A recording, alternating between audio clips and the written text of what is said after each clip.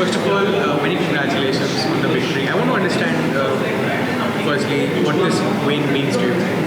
Um, Firstly, thank you very much, and thank you to Business World for selecting me for this award. This award means a lot to me because there are a lot of things that my company is doing, and this is sort of an external validation of that to say that yes, there are people outside who are recognizing that we're doing a really good job. So yeah, so it really means a lot to me from that perspective. Great to hear that. So, next I want to ask you about this thing which has been in the light lately, and even our first session for the event today was about this only. I want to understand from you the increasing synergies between CFOs and CEOs. What do you think about that? I think any company can succeed only with a proper synergy between a CEO and a CFO. I think gone are the days when a CFO is supposed to just sort of do accounting or, he's not like a bean counter. I mean, that era has gone. Now, a CFO has to be able to give the financial view of the actions that the CEO is taking in the business. And until the CFO understands the business and is able to walk hand in hand with the CEO, I think a company cannot succeed or prosper. So I think it's very important that there is extreme synergy and alignment between the CEO and the CFO. Okay. Next, I want to understand from you the impact that the budget has had on insurance companies.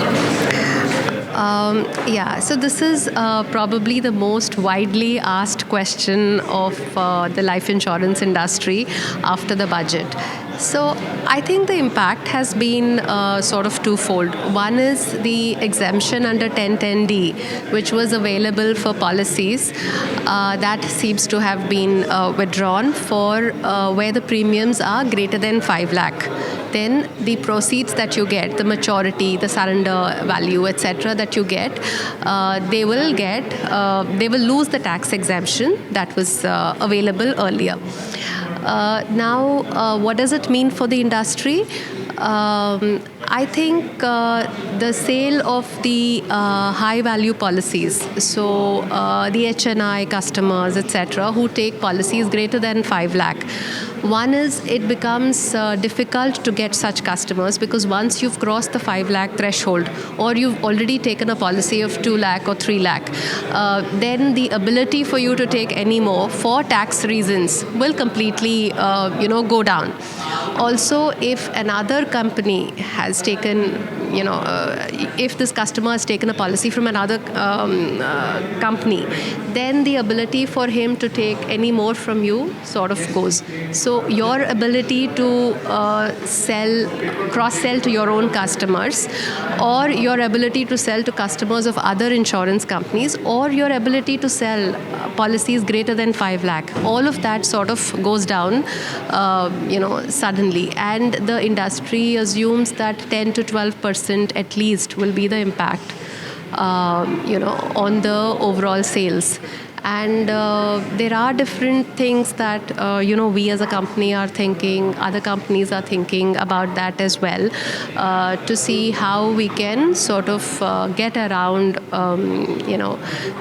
this issue and still sort of have sales coming through. The other issue also is that how do you ensure compliance? Because until now, you do not know until now, you wouldn't know, or you wouldn't really worry whether the customer has already taken a policy from somebody else.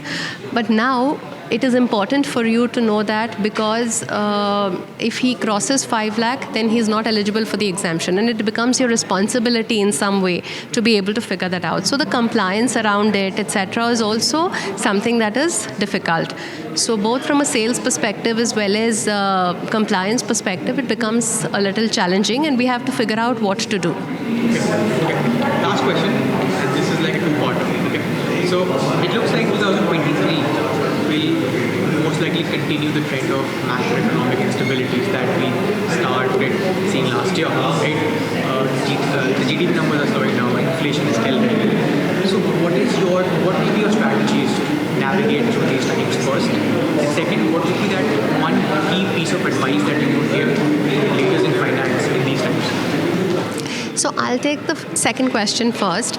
My advice to leaders is that in times of uncertainty, you should not feel worried about it. That is the time for you to sort of regroup and re-strategize and figure out how to face it. And we've seen these cycles of